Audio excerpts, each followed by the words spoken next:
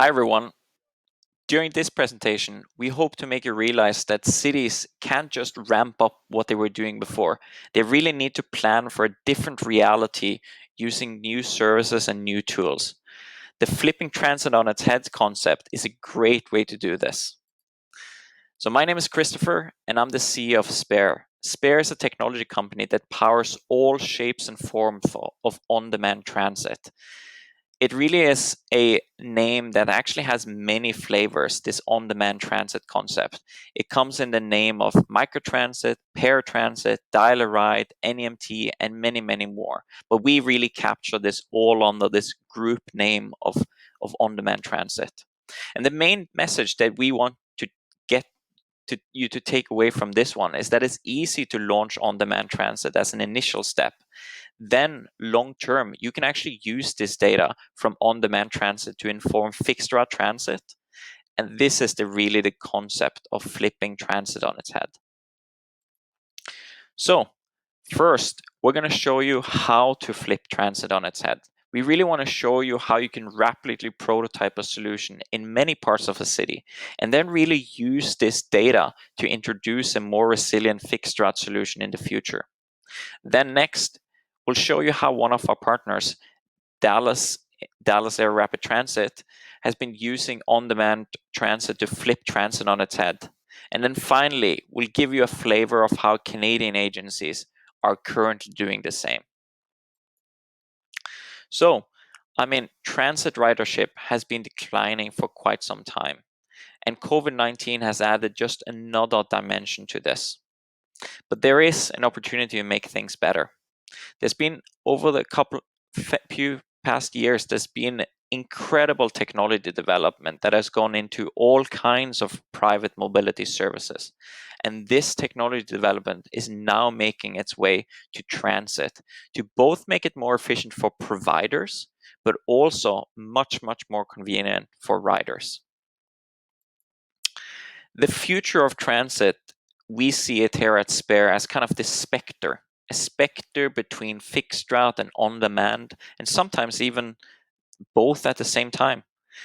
We really believe that public transit consists of both fixed route and on demand transit in order to capture the entire population, not just the people who would be going from the suburbs and to downtown, like most transit systems are set up to do. On-demand transit should really be designed based on when and where they make sense, and then combined with core high-frequency fixed routes. This makes our approach quite different compared to those to try to push on-demand at all costs, basically saying that we should just kill off fixed route altogether. And why we don't think this is the correct way to do it is because it's just so hard to make on-demand transit compete against the subway. There's a time and place for on-demand, there's a time and place for fixed route, and we can know how this actually looks like. So how do you actually get to this vision? We've kind of set up these different steps to actually get us there. So this is really kind of where rapid prototyping comes into play. So what you first want to do, you want to set up a pilot for an on-demand transit service. And then based on that, gather some demand data, analyze those travel patterns, and then figure out, should you keep that on-demand transit service up there, or should you relaunch fixed route transit in the same location? And really figuring out how does this scale beyond that, and really come back to this analysis and kind of make it go in a circle, basically. So let's take a deeper look at some actual use cases. So DART in Dallas, Texas is actually a fantastic example of an agency that was super bold with on-demand transit. They started a number of different years ago, and they launched on-demand in areas that previously had pretty poor transit offering. But what they did is actually integrating it into this fully multimodal transit application where people could both plan, book, and pay for transit all in the same, both in fixed route and in on-demand. So what we helped DART accomplish was really get this high resolution trip data out of their on-demand transit service, and then really use that to figure out where does it make most sense to introduce high frequency fixed route in the future based on this origin demand data.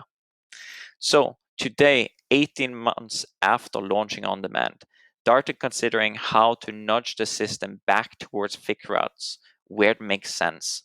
And this is really the key, where it makes sense. This is an example of how you can use the lever of on-demand transit and the lever of fixed route transit to progress into the future, where you're both using these things in combination with each other.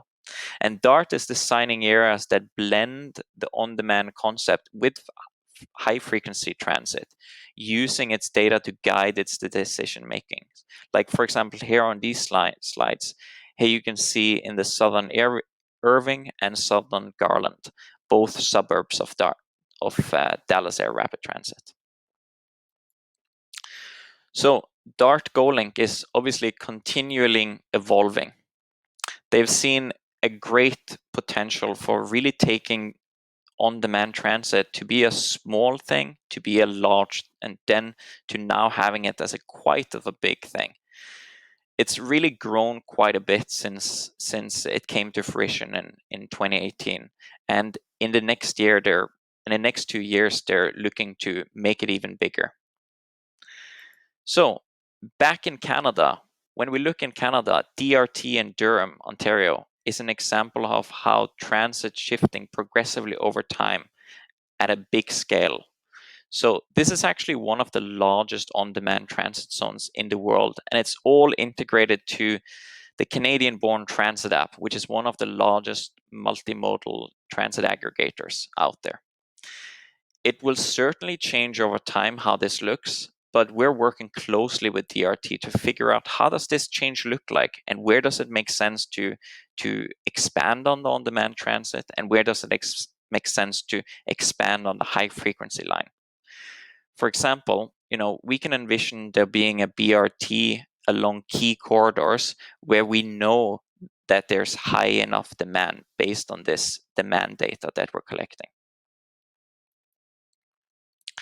So let's look at things from a little bit of a smaller scale. It can also happen in a much, much smaller scale. For example, here in Medicine Hat, where they launched an on-demand transit service in one part of the city in 2020, in September 2020, replacing fixed route. And while this is starting as a small scale, Medicine Hat have big dreams to figure out how can these levers go together with on-demand and high-frequency fixed route. And the data that we're gaining from this pilot will really enable Medicine Hat to make informed, data-driven decisions about the future of their transit network.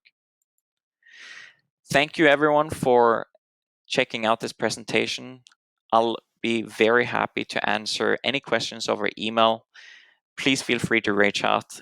Have a good rest of your day.